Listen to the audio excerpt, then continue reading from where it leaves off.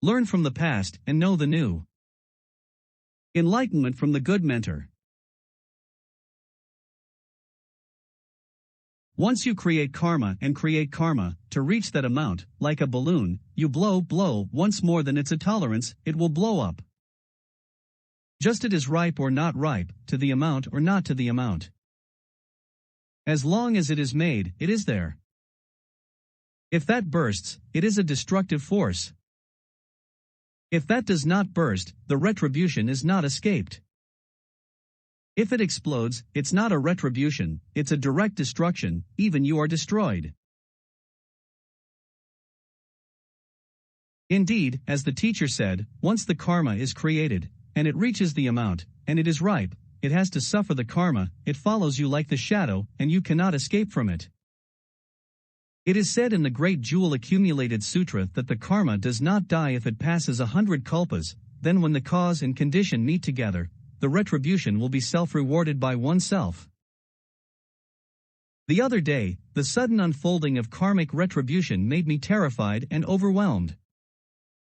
Instantly, I seemed to experience a little bit of the panic that people feel when they are facing death, and I also felt the pain, sorrow, loneliness and helplessness of a very sick patient.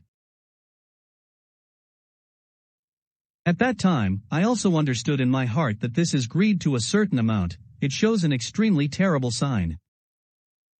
I thought to myself, I've suffered this way, and I'll die if I have to. What could I do before the retribution? God's sins can be forgiven, but one cannot live with one's own sins. Foolish I, immersed in greed, recklessly tasting and tasting, was so relishing, simply did not know to turn back. In the end, I destroyed myself with my own hands. The power of karma is extremely great. It rivals Mount Sumeru in its heights. It surpasses the great oceans in its depth. It obstructs the path leading to sagehood. These words were memorized so well, but I did not really understand its true meaning and state. I only thought that the powers of Buddhas and Bodhisattvas are incredible, and I have a solid backing, so what am I afraid of? However, I neglected the power of karma, which is equally incredible. Moreover, there is no one to receive my own retribution, no matter if I can accept it or not, if I can afford it or not, it will be honored on myself. I vow that all sentient beings, equaling the self-nature, will perfectly exert their body, mouth, and mind in accordance with the Buddha Dharma, not nourishing afflictions, not giving them a chance to expand, abandoning them as if they were old shoes without hesitation, quickly breaking down all obstacles, and perfecting the Buddha's merits and virtues. With great joyful faith, great courage and vigor, mind with orderly concentration, becoming a part of themselves, and generating wisdom.